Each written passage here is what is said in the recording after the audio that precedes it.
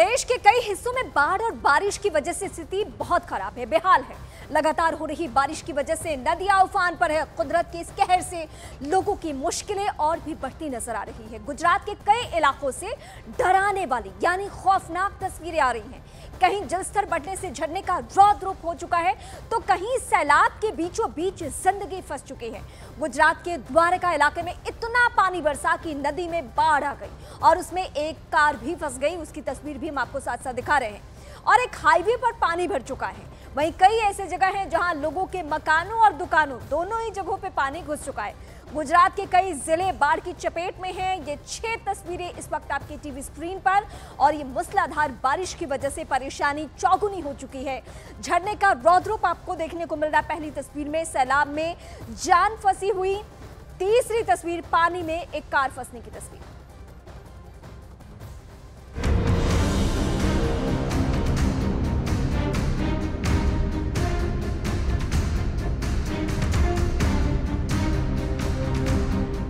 गुजरात में बाढ़ बारिश का रौद्र रूप।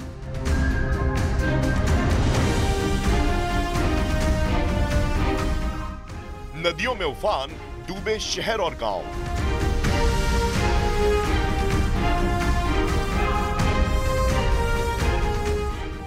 आसमानी प्रहार से मच गया हाहाकार।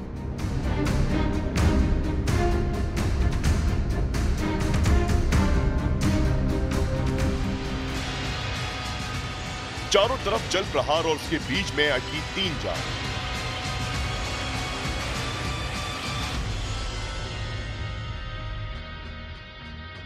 बारिश और बाढ़ का रौद्र रूप क्या होता है, इन तस्वीरों को देखकर अंदाजा लगा लीजिए। एक दूसरे का हाथ पकड़े ये तीनों युवक मौत से जिंदगी की जंग लड़ते दिखाई दिए। गुजरात के कच्छ के मशहूर पारधुना झरने पर घूमने गए ये तीनों युवक अचानक से सैलाब की चपेट में आ गए। काफी देर तक एक पेड़ की टहनी इन तीनों युवकों की जान बचाने का जरिया बनी और लहरों से जंग लड़ने का ये सिलसिला करीब 3 घंटे तक चलता रहा। इस दौरान चीख पुकार सुन आसपास मौजूद ग्रामीण मदद के लिए दौड़ पड़े।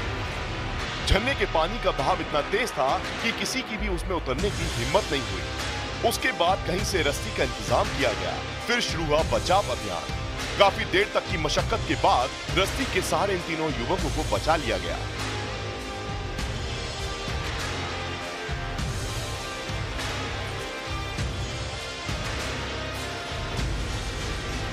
गुजरात के कई जिले बाढ़ की चपेट में हैं। द्वारका में तेज बारिश की वजह से नदी नाले उफान पर हैं। द्वारका के भाटिया से एक हैरान करने वाली तस्वीर सामने आई। वहां पानी के तेज बहाव में एक कार फंस गई, जिसके बाद शुरू हुआ उस कार में सवार लोगों को बचाने का अभियान। मौके पर एनडीआरएफ के कई जवान रस्सी लेकर लहरों से जंग लड़ते कूद पड़े और काफी संघर्ष के बाद कार में सवार दोनों युवकों को बचा लिया गया।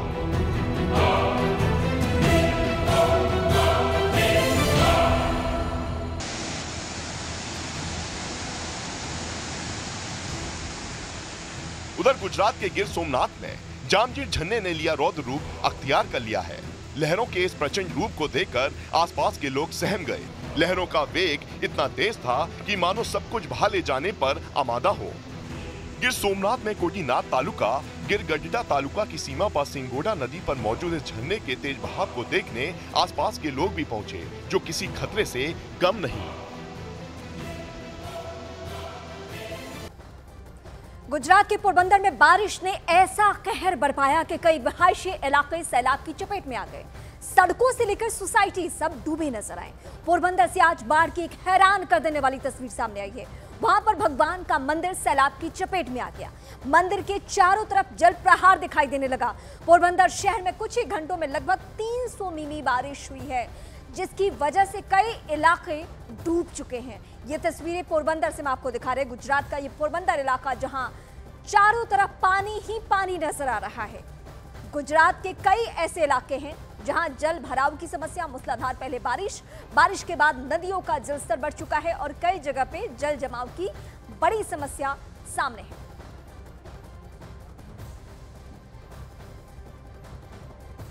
गुजरात के द्वारका में महज 2 घंटे की बारिश में कई रिहायशी इलाके दरिया में तब्दील हो चुके हैं। 2 घंटे की बारिश में सड़कें झील बन चुकी है और लोगों की दुकानों में पानी भर चुका है। सड़कों पर जल भराव होने की वजह से ऐसे इलाके जहां लोग अपने घर के बाहर इस तरीके से मजबूर है। एक नन्हा सा बच्चा जो कि स्कूल जा रहा है, हालांकि पूरी तरीके से ये बच्चा भीग चुका है। उसके साथ घर के जो सदस्य हैं, अभिभावक, वो उसको लेकर इस पानी में आगे बढ़े। इस नन्हे से बच्चे के कमर तक पानी, कहीं घुटने तक पानी भरा हुआ है। यानी रोजमर्रा की समस्या ये जल भराव, ये मूसलाधार बारिश। देवभूमि द्वारिका शहर में 8 इंच से ज्यादा बारिश। द्वारिका नगरी की सभी सड़कें पानी में भर चुकी है। मूसलाधार बारिश में कई गाड़ियां फंसी हुई है। इस वक्त भी द्वारिका में हर तरफ पानी ही पानी है और वाहन चालकों को इसकी वजह से, यानी जो गाड़ी चलाते हैं, उनको बहुत परेशानी हो रही है। खंभालिया कस्बे में तेली नदी चिंताजनक स्तर पर है। तेली नदी में बाढ़ से महाप्रभु जी की गद्दी के पास सड़क बंद है। ये उसी इलाके की तस्वीर हम आपको दिखा रहे हैं इस वक्त, जहां बारिश ने परेशानी बढ़ा दी है। सड़कों पर पानी भर चुका है, लोग आने जाने को इसी पानी में मजबूर है। यानी और कोई वैकल्पिक रास्ता नहीं है और कोई जरिया नहीं है यहाँ से गुजरने का। अगर किसी की तबीयत खराब हो जाए, कोई और चुनौती आ जाए, तो इसी बारिश के पानी से गुजरकर उन्हें जाना होगा और यहाँ से गाड़ी भी आसानी से नहीं चल सकती है क्योंकि जल भरा। और इस वक्त हमारे सहयोगी उदय हमारे साथ नागपुर से जुड़ चुके हैं और मौसम के लिहाज से मैं आपसे वहां से तस्वीरें भी समझना चाहूंगी, तस्वीरें भी देखना चाहूंगी और समझूंगी कि क्या हालात बने हुए हैं। क्या लोगों के ऊपर बहुत बड़ी परेशानी है बारिश की वजह से?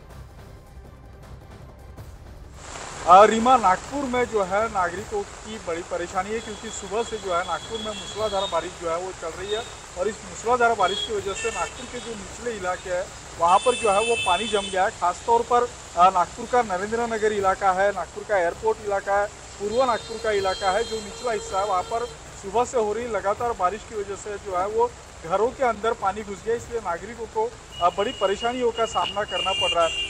हालांकि नागपुर को येलो अलर्ट दिया था, इस वजह से इतनी बारिश होगी ऐसा अंदाज सुबह तक नहीं था, लेकिन सुबह से जिस तरह से बारिश शुरू हुई, ये दिन भर बारिश रहेंगी ऐसा जो है वो हवामान विभाग ने जताया है। अगर आसमान में अभी भी देखें तो आसमान में अभी भी बादल जो है वो छाए हुए हैं, इसलिए अगले 3 घंटे में और मूसलाधार बारिश की संभावनाएं जो है वो जताई गई है।